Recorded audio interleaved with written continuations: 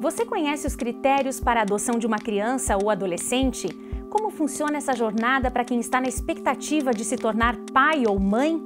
O programa de hoje é sobre adoção. Vamos conhecer as preocupações da Justiça para garantir que essa experiência seja a melhor possível, os números da adoção na nossa região e o direito que uma mãe biológica tem de entregar o filho para ser adotado. Fique com a gente, o programa Outros Olhares está no ar.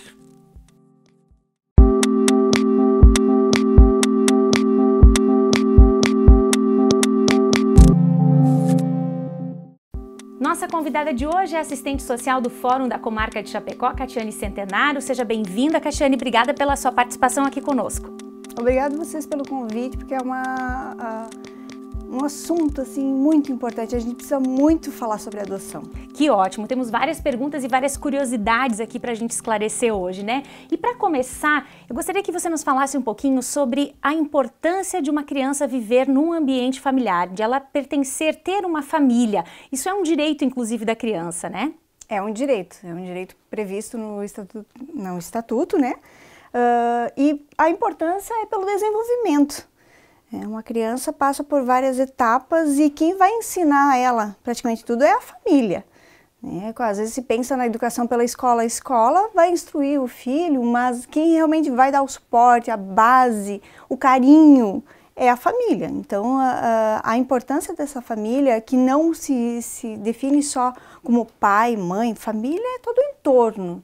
Família, às vezes, até um padrinho, uma madrinha que seja muito próximo, de certa forma ele pode ser considerado família. Então é importante esse vínculo que a criança vai construindo aos poucos para que ela forme o caráter dela, para que ela cresça, ela sabe depois que carreira ela vai seguir, né?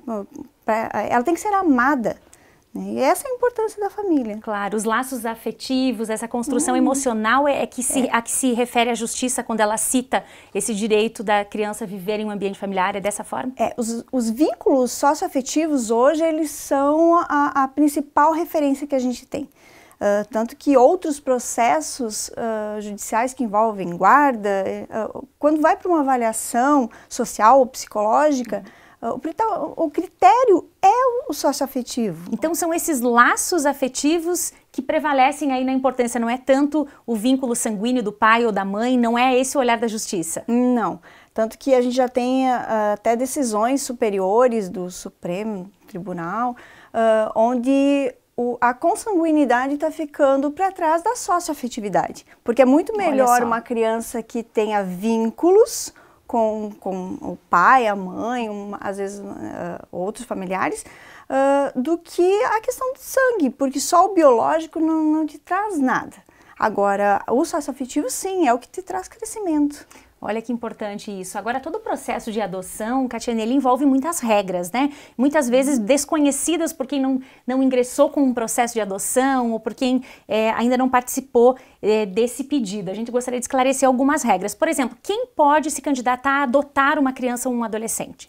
Qualquer pessoa acima de 18 anos. Pode ser solteiro, pode ser viúvo, pode ser casado, em união estável, homoafetivo, não tem nenhuma restrição quanto a casamento, por exemplo, assim, obrigatoriamente tem que estar casado. Não, uma pessoa sozinha pode tranquilamente adotar, desde que ela tenha mais de 18 anos e ela tem que ter mais de 16 anos de diferença com a criança que ela vai adotar. Ah, certo. Essa é uma regra. Isso vale para adolescentes principalmente, né? Quando se adota adolescentes.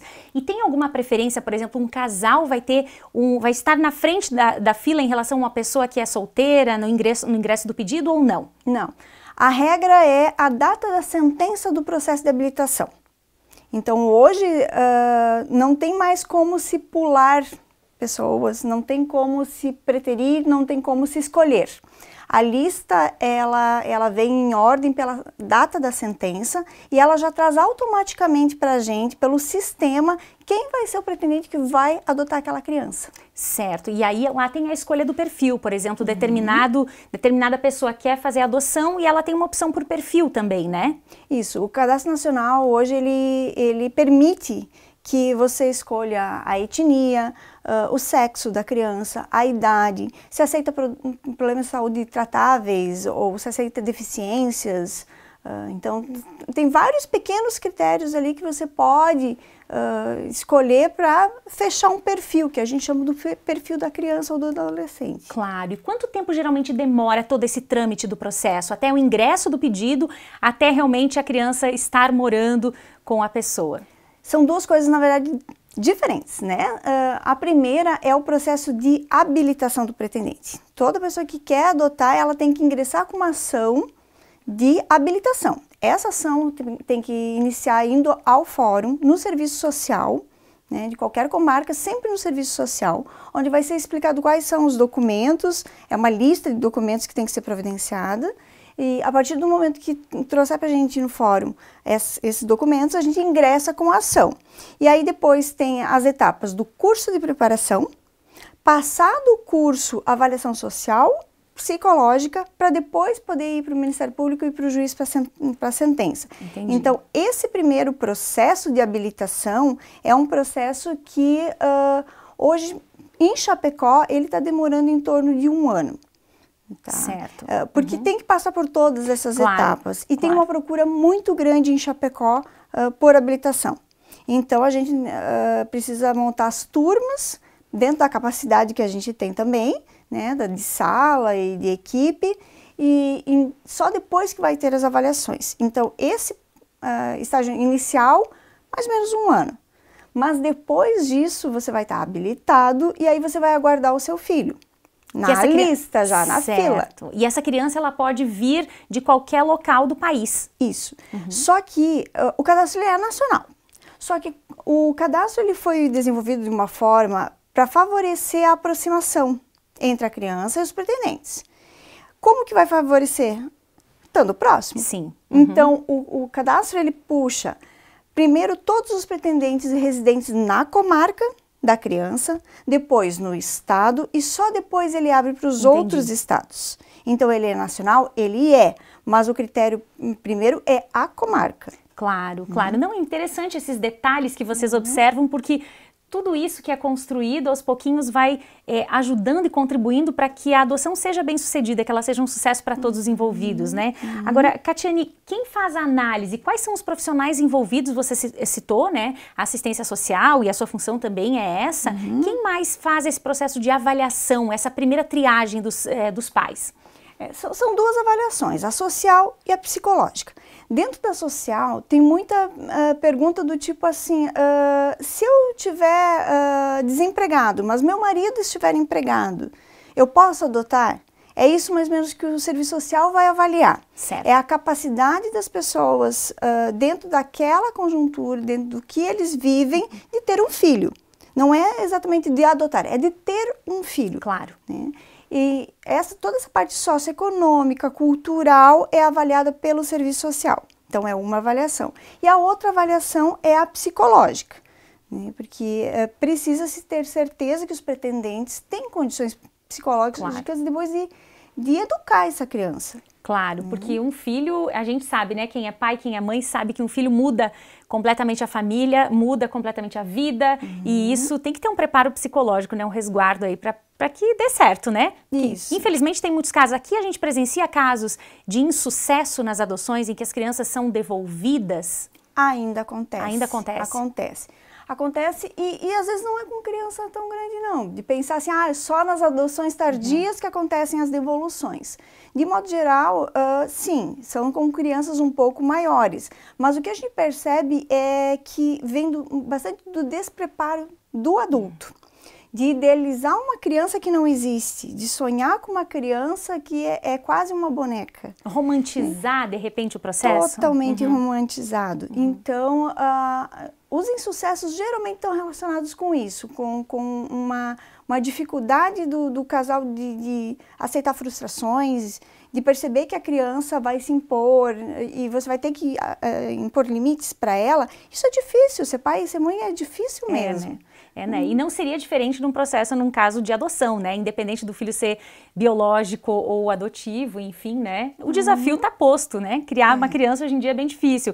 Agora, esse programa que prepara os casais ou as pessoas para adoção, né? Você disse que leva todo o processo aí em torno de um ano. Como é que é esse programa? São encontros, são reuniões, são oficinas? Como é que é? O curso em Santa Catarina, a corregedoria estabeleceu que ele tem que ter 16 horas.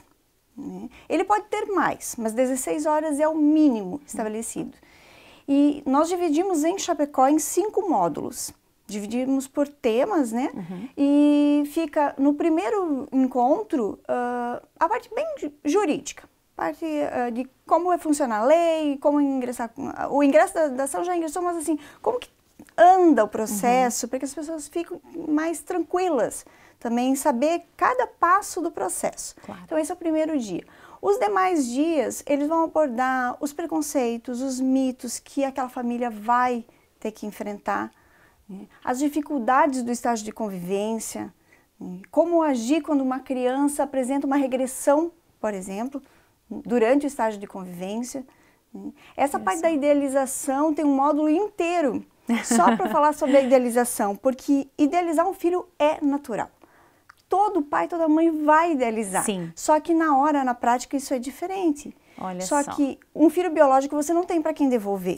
E o filho adotivo, sim. Que coisa, né? A gente se impressiona até com essas questões, mas elas são um tanto quanto parte do trabalho de vocês, né? De trabalhar com esse processo. Agora, eu ia te perguntar também, quais são os principais problemas? Então, é realmente essa questão da romantização? É essa frustração? Onde é que trava esse processo de adoção? Acaba sendo na idealização mesmo. Na idealização mesmo. É esse o ponto. Não tem muito a dificuldades da criança. Algumas crianças têm algumas dificuldades, mas a minha experiência profissional, pelo menos, não mostra nenhuma criança que não tenha se adaptado à família. Olha só, geralmente é a família que não consegue dar conta. E os principais problemas enfrentados por quem quer adotar, mas que não cumpre os requisitos. Aqui na nossa região, como é que você identifica isso? Geralmente as pessoas não atendem a quais critérios? É bastante difícil alguém não ser habilitado, tá? Porque quando procura pela habilitação, como vai ter todo esse período do curso de preparação também, as pessoas vão se preparando ao longo dos anos. Claro. Né? Então, não existe assim um critério, por exemplo, de renda que impossibilite alguém de ingressar com a ação. Olha só. Não é, porque se você tem minimamente a possibilidade de viver, né, de pagar as suas contas, e você consiga ter um filho biológico, você também vai conseguir ter um adotivo. Né? Então, hoje, um dos limitadores seria a idade muito alta do pretendente. Muito, assim, de se pensar nos conflitos de gerações, quando já é época de você ser avô e não mais pai. Entendi. E isso vai ser, não impede, mas vai ser avaliado. Olha só, interessante, importante pontuar isso até para se refletir, né? Agora, Catiane, também tem uma diferença entre a adoção e o apadrinhamento afetivo. Como é que é isso? Qual é a diferença entre esses itens? A adoção é tornar a criança seu filho. E o apadrinhamento, ele é focado nos adolescentes, principalmente, que já passaram pelo período do processo, eles estão aptos à adoção, não foi localizado nenhum pretendente com um perfil compatível e esses adolescentes eles vão permanecer no acolhimento até os 18 anos. Então se pensa no apadrinhamento para que esse padrinho, ele não é financeiro, ele é afetivo. Ele é emocional mesmo. Ele é afetivo mesmo, porque é aquela coisa, esse padrinho ele vai ajudar esse adolescente a escolher a profissão, dá um ombro quando brigou com a namorada. É padrinho como se fosse né, de pequenininho, só que você vai assumir esse afilhado já grande. Mas a ideia do apadrinhamento é realmente que você vá passar férias fora de Chapecó e leve o seu afilhado junto. Olha que bacana. E ele também segue todos os critérios de uma adoção ou ele é mais simplificado, esse processo para você se tornar um padrinho de uma criança? Ele é um processo um pouco mais simples, né? Você procura também o fórum, é feito um processo, é feita uma avaliação também para ver se tem condições, não tem nenhum risco, né, para o adolescente que vai ser apadrinhado, mas é uma situação bem mais simples do que uma habilitação. Tá certo. Catiane, a gente vai fazer um pequeno intervalo agora, daqui a pouquinho nós aprofundamos mais algumas questões e depois do intervalo nós seguimos a nossa conversa sobre adoção. É rapidinho, já voltamos.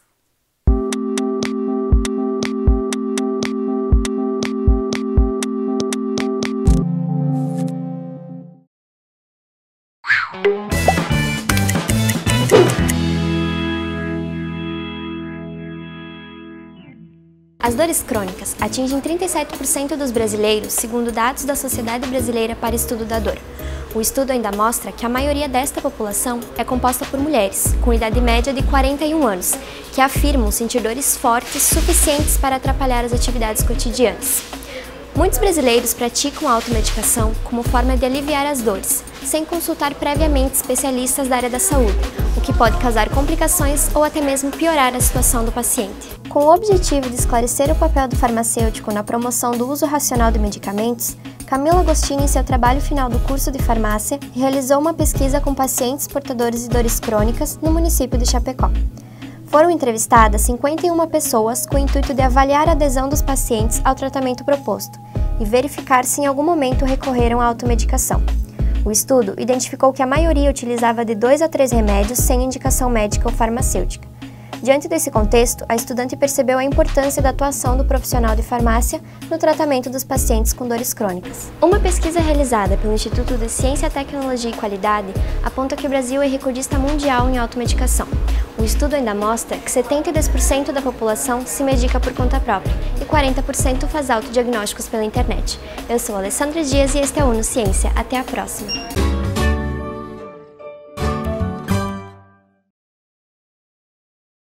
O impossível precisa ser questionado. E se eu te disser que dá para transformar soro de leite em curativo para a pele? Ou quebrar fronteiras e levar a universidade para as terras indígenas da região? Sua pupila, as células neurais se expandem quando você vê algo novo. É possível o conhecimento mudar o mundo, o seu e ao seu redor. Acredite. Uno Chapecó.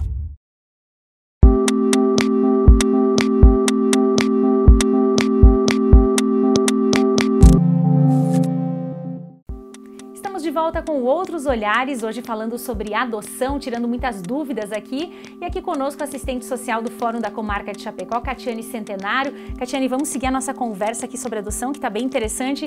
E a gente espera também esclarecer muitas dúvidas de quem está nos acompanhando, assistindo em casa, né? A gente falou aqui dos critérios para quem quer adotar uma criança. Agora, em relação à criança, qual é o perfil que pode ser adotado? Qual criança pode ser adotada? As crianças que podem ser adotadas são aquelas que os pais renunciaram ao poder familiar, que seria aquela entrega pela mãe na maternidade, ou nem sempre na maternidade, pode ser depois, e isso tem que ser feito pelo pai e pela mãe. Se o pai estiver no registro, ele também tem que abrir mão do poder familiar. Então, aquela entrega do recém-nascido, que é cada vez mais rara, quase não acontece mais, não temos mais o bebê para adoção, né? Ou então as crianças que foram acolhidas por algum motivo e que se chegou à conclusão de que não tem mais possibilidade de retornar para a família.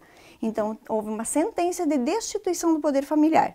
Somente essas crianças ou adolescentes é que vão poder ser adotados. Certo. Agora, você tocou num ponto interessante aqui, né? Muitas vezes se olha com preconceito para a mulher, para a mãe que resolve doar a criança, ou não sei se esse é o termo correto que se usa, dar a criança para a adoção, né? Mas isso é um resguardo legal. A lei prevê isso, que a mulher tem o direito de abrir mão da guarda da criança, é isso? Isso, a lei ela é muito clara de que é um direito de qualquer mãe abrir mão do poder familiar se ela compreender que ela não tem condições. Essa condição pode ser financeira, pode ser estrutural, emocional, isso vai ser avaliado também, porque se for uma condição só financeira, a política pública deveria auxiliar essa mulher. Então, às vezes é porque ela não tem emprego, às vezes é porque ela não tinha planejado essa gestação, né? Mas ela pode entregar essa criança se realmente ela estiver muito convicta de que o melhor é que a criança esteja em outra família do que com ela própria. Ela precisa oferecer algum tipo de argumento para a justiça para abrir mão? Não tem nada assim específico. Ela vai ser ouvida pela equipe profissional e é bem importante que as mulheres que pensem em entregar o filho para adoção procurem a gente na vara da infância antes do nascimento. Procure a gente vai informar todas as etapas do processo, como que é, e corre tudo em sigilo. O sigilo é uma das coisas garantidas pela lei. A gente não pode informar sequer a família dela de que ela tem a intenção da entrega, porque é um direito de entregar com sigilo. Olha só, isso é importante que seja esclarecido, porque tem um olhar às vezes preconceituoso em relação a isso, né? Bastante preconceito. A gente fala sobre a adoção, as pessoas acham muito bonito. E aí quando fala na mãe entregar o filho, nossa, que absurdo. Como conseguiu fazer isso, né? Então é aquela coisa assim, a gente não vai ter como ter adoções de bebês, principalmente, se a mãe não renunciar ao poder familiar. Claro. E é melhor que ela consiga ter essa consciência de que ela não vai ter estrutura, que ela não vai criar essa criança bem e deixe com outra pessoa, né? Mas o que não pode é ela entregar diretamente. Ela não pode entregar para outra família. Se ela realmente quer desistir, ela não quer ficar com a criança, ela tem que fazer isso em juízo, em audiência com o juiz. Certo, para deixar tudo formalizado, legalizado desde o início, né? Agora, Catiane, você comentou que cada vez menos crianças recém-nascidas são entregues para adoção. Geralmente o perfil é de crianças maiores que são para adoção. Como é que está a situação dos nossos abrigos hoje? E as crianças que estão nos abrigos, elas estão ali também disponíveis para adoção ou não é bem assim? Não é bem assim. As crianças que estão nos acolhimentos, elas estão por um período onde está sendo verificada a situação. Né? Elas só vão estar aptas à adoção depois que tiver tramitado todo o processo. E algum tempo atrás, a assistente social Vera Sistering, ela fez uma pesquisa no acolhimento de Chapecó. E ela concluiu que mais de 80% das crianças que são acolhidas, elas retornam para suas casas. Olha só. Então, quando dizem que os abrigos estão cheios de crianças para adoção, é um mito. Porque menos de 20% das crianças vão ficar aptas à Elas adoção. são retiradas das famílias até que se resolva alguma situação de vulnerabilidade, é isso? É temporário, então? Isso. A ideia é que elas sejam protegidas por um período pelo município, pelo estado, né? E que a família vai receber um suporte para que aquele problema que originou o acolhimento se resolva. E pela pesquisa, então, mais de 80% dos casos, a família consegue essa mudança. Olha, e as crianças retornam. E não necessariamente para o pai ou a mãe, a criança pode retornar para uma avó, para uma tia, por exemplo? Isso, pode? É a família extensa. Às vezes os pais são usuários de droga, moradores de rua, eles têm até vínculo com a criança, mas eles não conseguem aderir ao tratamento, eles têm dificuldade, mas tem uma avó, tem uma tia, tem alguém que consegue dar esse suporte e manter esse vínculo com a família. Claro, importante. Esse é o importante. Claro. E agora, a gente comentava antes aqui sobre a questão da adoção de irmãos. Isso continua valendo? Se alguém quer adotar uma criança e essa criança tem irmãos, precisa ser adotado todo o conjunto, todos os irmãos, é isso? É o grupo de irmãos. É o grupo. O grupo de irmãos, ele pode ser separado em casos muito pontuais, onde é feito primeiro uma análise da vinculação também entre eles. Porque se eles têm aquele grupinho como referência, eles já perderam a família. Eles já foram afastados da família e geralmente essas crianças não compreendem por que elas foram retiradas. A gente pensa em maus tratos, em negligência, mas o adulto pensa, a criança não tem a consciência. Então, afastar ela desses irmãos que são ainda a referência que elas têm, não tem como. Não tem como. E hoje tem muitas situações aqui na nossa região, aqui dentro do Fórum da Comarca aqui de Chapecó, onde há irmãos, grupo de irmãos para adoção? Praticamente todos as crianças que a gente tem em acolhimento hoje, elas fazem parte de algum grupo de irmãos. Os grupos, às vezes é uma dupla, um trio, 4, às vezes são 5. Né? O que a gente consegue fazer em alguns casos é o que a gente chama de adoção casada. Como é que funciona essa adoção casada? Ela a gente vai separar eles, digamos, são 4 crianças, a gente vai separar, mas desde que a família que vai adotar, ela se comprometa a manter os vínculos. Certo. Então as crianças elas vão ficar em famílias separadas, mas em momentos, o Natal, de repente, o Ano Novo, vai virar uma grande família. Aniversário de algum deles, talvez, né? Tem que manter a convivência. E as pessoas estão dispostas a adotar grupos de irmãos ou ainda há um certo medo? Há bastante receio. até porque os grupos de irmãos normalmente eles têm uma idade maior. Então se trata não só da adoção de irmãos, mas de adoção tardia. E essa é a resistência maior. É isso que eu ia te perguntar aqui também, né? Sobre a adoção tardia. Ainda é o perfil da nossa região mais casais ou mais pessoas procurando bebês para adotarem e mais adolescentes disponíveis para adoção? É essa a realidade? A gente ainda tem no imaginário aquela coisa que adotar uma criança pequena não vai dar trabalho, adotar uma maior eu não vou conseguir, eu não vou dar conta de uma criança maior. E o perfil ainda é até 3 anos. A gente conseguiu, a partir do momento que foi implantado o curso, a gente conseguiu mudar um pouquinho. Então, o que a gente tinha de pessoas que aceitavam até 5 anos antigamente, hoje já se consegue até 7 anos.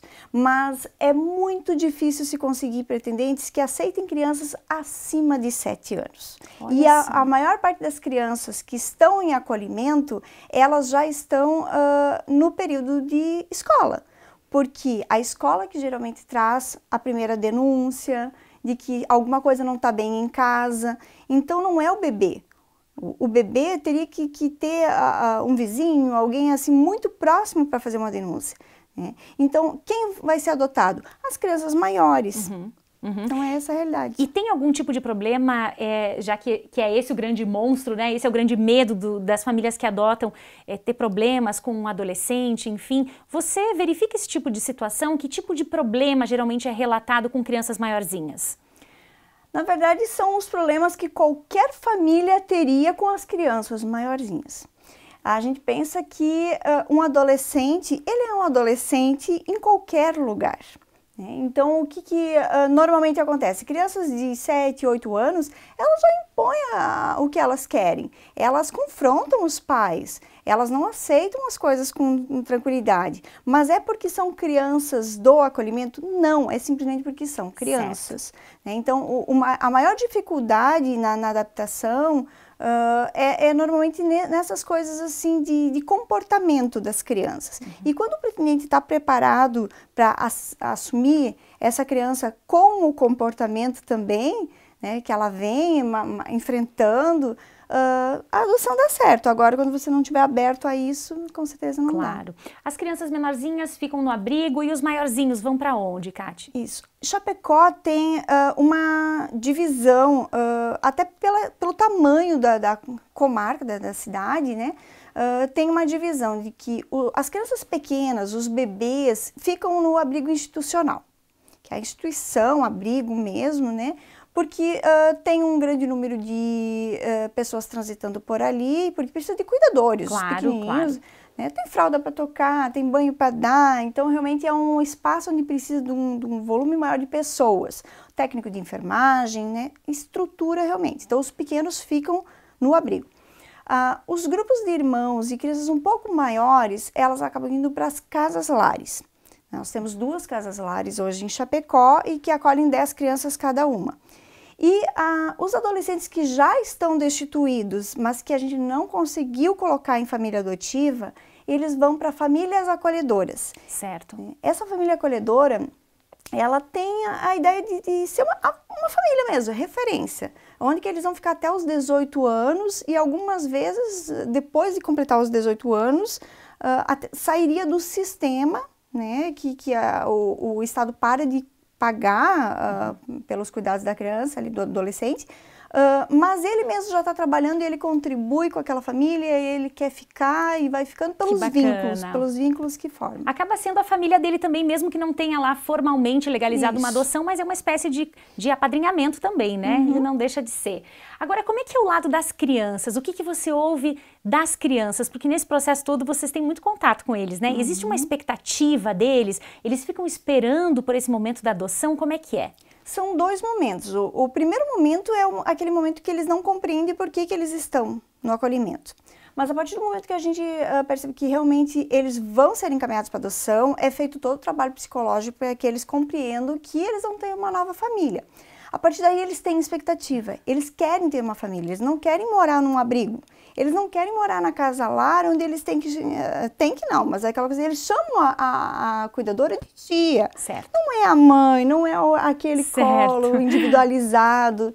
Então, eles têm bastante expectativa, eles querem uma família. E aí vocês também precisam fazer esse trabalho de administrar essa expectativa deles, porque pode ser que o processo seja muito demorado ou talvez ele nem venha a ocorrer, né? Com os maiores é a nossa principal dificuldade, porque eles pedem por uma família e a gente não tem no cadastro pretendentes aptos. Olha só. Que coisa, mas quem sabe também a partir dessa conversa, também muitas pessoas possam fazer suas reflexões, né? Agora, Catiane, a gente precisa assim encaminhar aqui para o encerramento do programa. Eu queria que você deixasse uma mensagem final aqui, um recado para quem pensa em adotar, para quem está assim com aquela sementinha que começou ali no coração, né? A pensar nessa questão da adoção. O que você diria para essas pessoas? Eu diria primeiramente que se você está pensando na possibilidade, já procura o fórum. Vai no fórum, vai no serviço social, conversa com a gente, ingressa com a habilitação, faz o curso de preparação. Se você fizer o curso de preparação e entender que não era isso que você queria, que era só um sonho ali, essa não é a realidade, nada impede de encerrar o processo e você não ingressar. Mas não espere, porque o período depois de espera na fila, ele é mais demorado, porque ele vai depender do perfil.